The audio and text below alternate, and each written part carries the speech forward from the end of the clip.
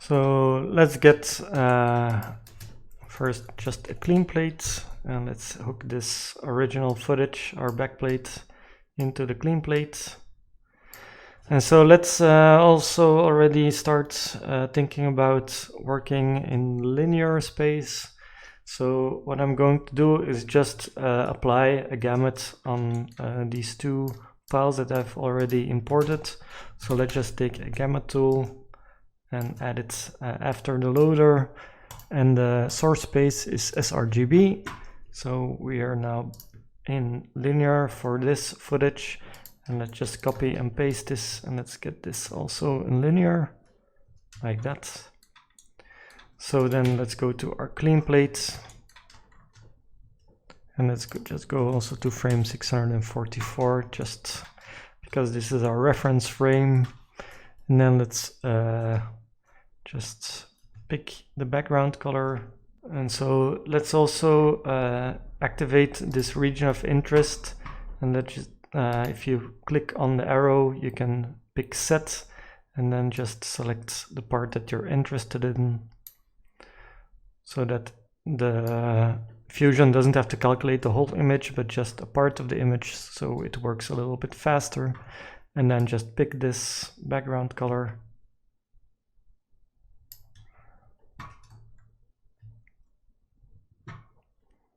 And then we're going to set all the parameters of our clean plate.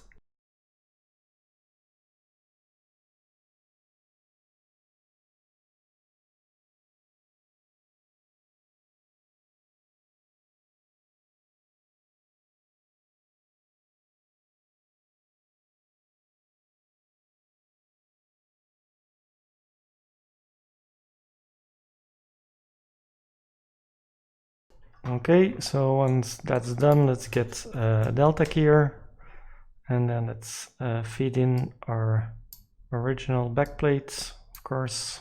So the next step is, I think, to get a garbage mask for our keyer, so that we get rid of all this extra image information that we don't want to have in our key. So let's go from our clean plate, because we have already a kind of garbage mat there, and let's go from behind the gamut tool, like that. And then let's get a brightness contrast tool already here, and let's feed this into our brightness contrast tool and preview it. Let's get rid of our region of interest for now. So I want to maybe we can just already put this into the garbage mat input. So let's go from here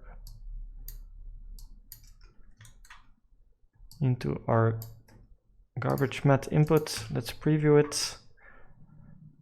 And so now we just get rid of everything that we actually want. So in our mask, we can say garbage mask invert,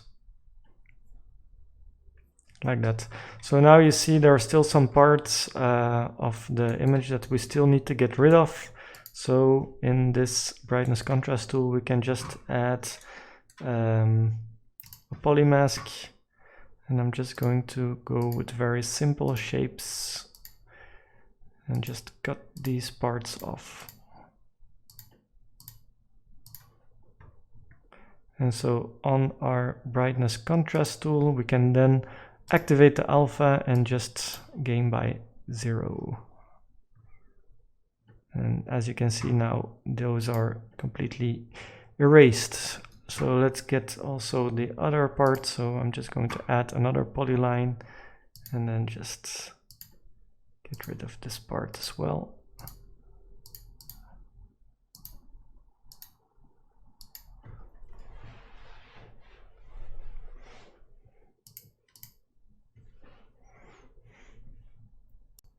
And so as you can see, we still have this line here on the bottom, of course, but we're going to have to fix that later, because with the interaction of this character with this line, we're going to need some other workflows on that.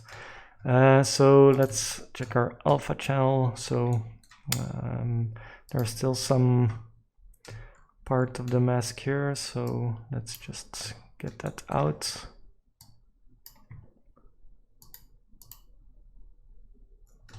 So that's then also erased. So that's that. Now let's also get maybe like a solid matte. So let's try that with the chroma key. And I'm going to just get this, feed this into our chroma key, and maybe we want to do this chroma key in an sRGB. So let's get a gamma tool and let's put that in front of our chroma key, and then let's put our output space back to sRGB. So in our chroma key we can then go to the color channels, make sure your LUT is disabled at that time, and then just pick the green colors here.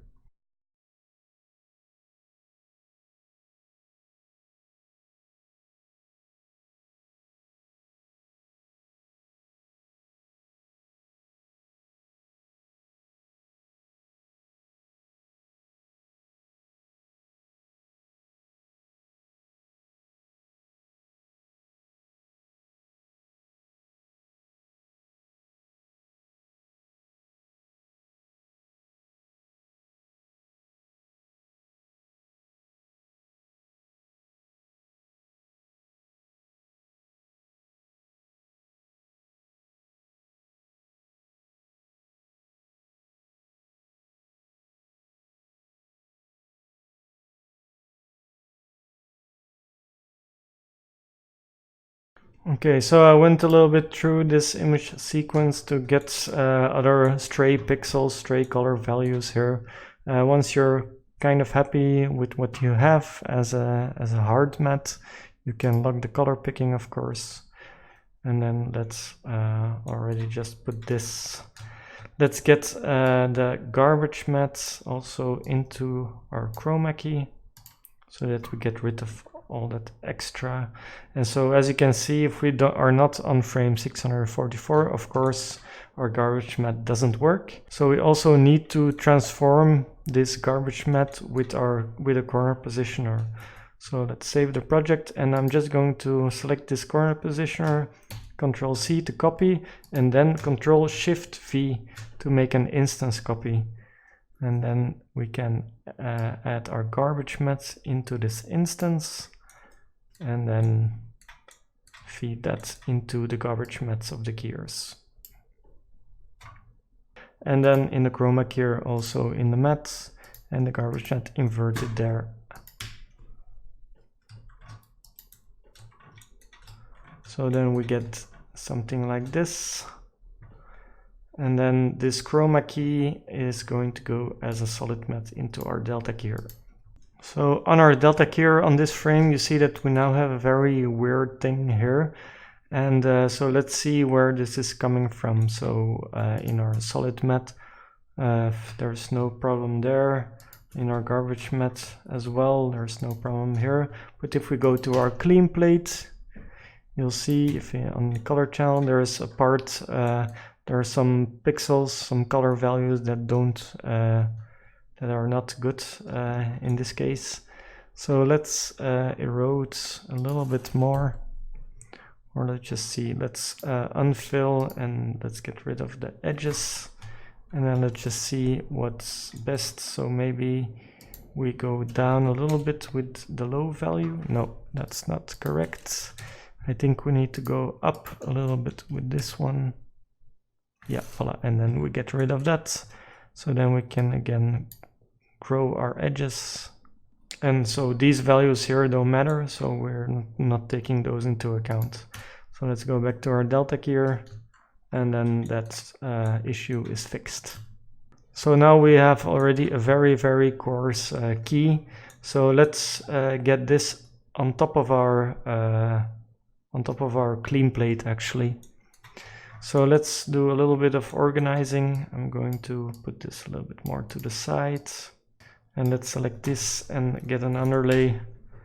So this is the keying part. So let's do a rename, and this will be the key. And then also right click, set tile color, and let's just make this like a vibrant green, or maybe a little bit less saturated, something like this. So then we just in one glance can see, okay, this is where the keying is happening. So let's now merge our top part of the character onto the original backplate and then the clean plate. So I'm going to just get a merge here, and then let's just get this in a good organization.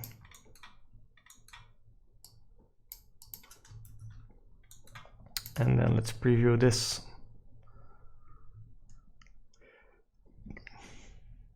So we now have a rather basic key still, but for now it's actually quite okay to carry on. So you can check between the two. So in the A pipe of my viewport, I just have this merge with the background already. And then, for example, in the B, we can put the original footage. So we can just select there the first viewport. And then on the keyboard with the comma and point, you can switch between the two, or you can switch here between these two. And so if we switch here between these two, it's actually rather good. If I check again, maybe on my second viewport, I can look at the alpha here. So you see there are some issues, of course, but the main thing is that we already get a nice preview of what we need to have.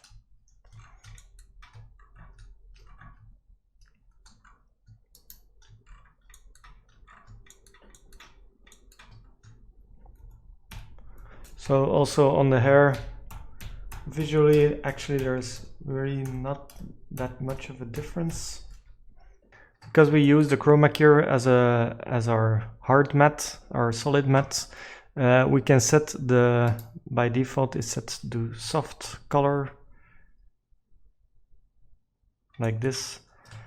We can also, by default, set here to none. So if we want to actually just copy those original pictures into our key, we can set here to source. So then you'll see that we again get those green spill in here, but then in the fringe tab we can set it to well done. And so that way this is again despilled. So let's see here. So maybe we need a little bit less spill, so let's put this maybe to 0.7.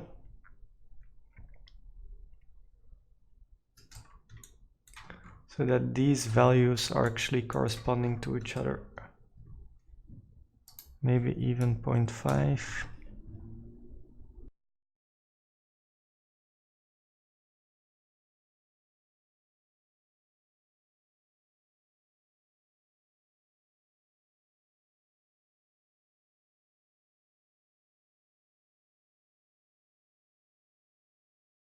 So what I did here on the chroma key, I just increased a little bit the blur and I contracted the matte a little bit. So that way we get a little bit of a softer transition between the soft key, the soft edges of our delta key, and then the solid matte of our chroma key. As you can see, with adding our putting this spill suppression a little bit down, we get a little bit of an issue here where there's a little bit more green in our solid matte here compared to the soft edge here. But we'll just deal with that later probably. So what we can also see now here is, so we have our original feet of the backplate and then our keyed character on top of it. But there's a little bit of this edge here, and that's because of our garbage matte. So the garbage matte actually, so it kind of makes a very hard edge here. So in our delta key, at this point, you see that we have that edge here. So the way to deal with that is to make sure that this part of our original footage has a little bit more of it goes underneath it more. So that's actually happening here. So what we need to do is actually contract the mask here a little bit. So what we can do is actually also get another brightness contrast tool, and let's get it up in our flow. And let's put it here. And then let's get a mask in here. So let's preview this.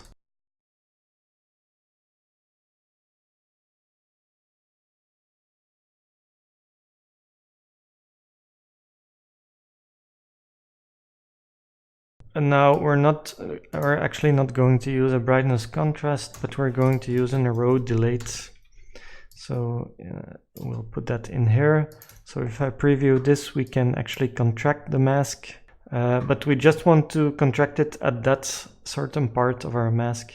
So let's get our rectangular mask into the mask input. And so now you can see we can just add enough erode to just get rid of that edge. So back on our merge, you can zoom in here and then just increase this erode a tiny bit until this is gone. Really very tiny bits. The next step would be to start on getting our 3D scene in order. So that will mean that on that same reference frame 644, I believe, we will make a simple 3D scene where we will then project that reference frame, so frame 644, onto that, so that we can then render out 3D objects to then composite them into the setup that we already have. So let's check maybe a little bit again. So let's start to organize this a little bit better. So let's get these, and this will be our garbage mat, of course.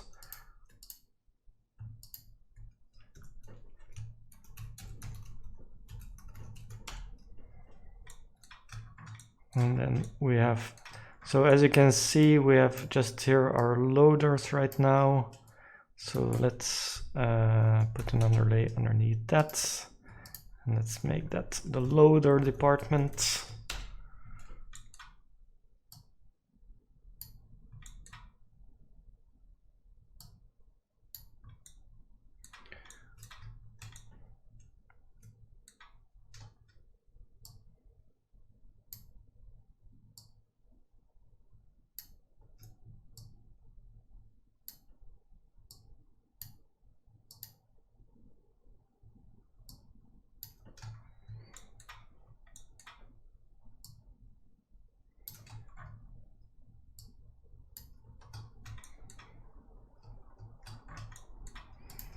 So, and this is